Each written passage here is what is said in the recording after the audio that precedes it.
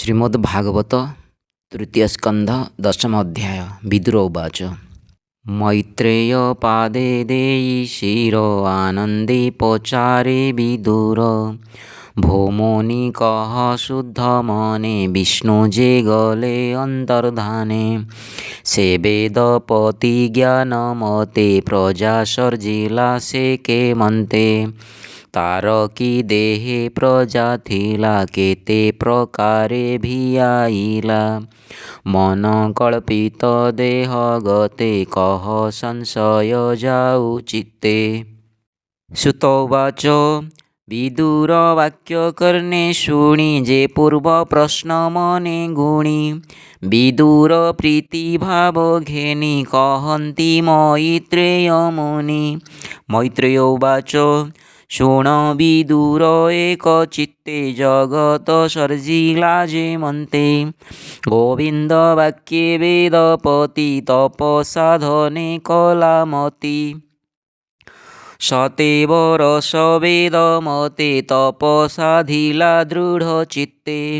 आत्मा रे आत्मा लीन करी गोविंद वचन सुमरी देखई नयन निश्चले उर्मी संकुल महाजले पवन जोगे अति खर स्वभावे दिशे भयंकर पद्म सहित जल कंपे उर्मी संकुल अतिरेके कालर बले कंपमान देखी उसत ब्रह्मामन तक्षणे तप विद्या बले सुस्थिर विज्ञान निश्चले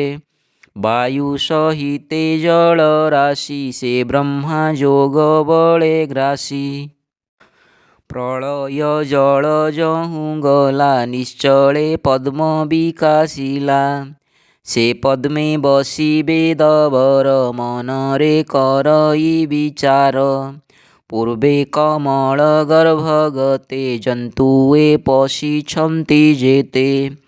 ताहांकु करिबि प्रकाश से जेणु स्वकर्मे प्रवेश एकु अनेक रूप चिन्ते स्वकर्म बले नाना मते द्विसप्त लोकस्थान जेहि तीनि भुवन कले तहि जहीं रे जेवा निज धर्म सर्जिले प्रजा भिन्न भिन्न जे जाहा मते धर्म चिंती निश्चल जोगे प्रजापति। विदुर उवाच भौमोनि हरिर महिमा अद्भुत कर्म गुण सीमा सृष्टि पालन संहारण काल स्वरूप नारायण खेलई निज माया बले केता देखिब चर्म डोले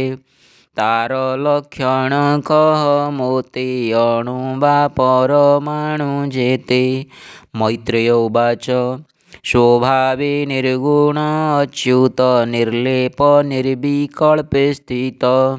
तार शरीरु आत्मा जात लीला रे सृजई जगत ए विश्व ब्रह्ममय रूपी निज मायार बले व्यापी काल प्रभावे परिच्छन्न जे काल स्वयं भगवान जे मंत सृष्टि थिला पूर्वे ते मंत पुणी हेव एबे प्रकृति विकृति विकारे जे सर्ग नव परकारे जे काल द्रव्य गुणमय एहार तीनिटी प्रलय जे बा प्रलय हुए काले ता नित्य बोलंती सकले जे संकर्षण मुखाग्नि रे प्रलय घटई संसारे से द्रव्य हेतु नैमित्तिक स्वकार्य ग्रासे प्राकृतिक गुणर बसेता उत्पत्ति ये रूपे त्रिविध बोलांती जे काले ब्रह्म उदेहन्ति महत आदि तत्व चिंती। गुणवैषम्ये आत्मा वशे स्वगुण स्वभावे प्रकाशे महत्तत्त्व आद्य चिन्ति प्रथम सर्ग उत्पत्ति द्वितीय अहङ्कारोदय जे द्रव्य ज्ञान क्रियाश्रय तृतीय भूत सर्ग होए जे मात्रा दिव्य शक्ति वहे चतुर्थे इंद्रियंक जन्म जे ज्ञान क्रियात्मक नाम इंद्रिरक्षक देवगण आवर पंचम रे मन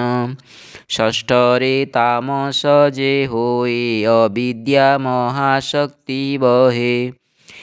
एषट प्रकृति गोचर विकृति शुण हे विदुर ए सृष्टि जातर जो गुणे हरिर लीलाए प्रमाणे स्थावर सृजन सप्तम अन्यान्य सृष्टि मुख्यतम एबेहु मुख्य सर्ग कही स्थावर षड्विध होई वनस्पति लता औषधि विरुद्ध द्रुम वेणु आदि एहांक नाम ऊर्ध स्रोत अंतरे स्पर्श ज्ञान मात्र अष्टम सर्गे पशुगण से अष्टविंश परमाण अज्ञान तम गुणे थांति केवल घ्राणे से जानन्ति गोरु महिष छागतिनी गवय शुकर हरिणी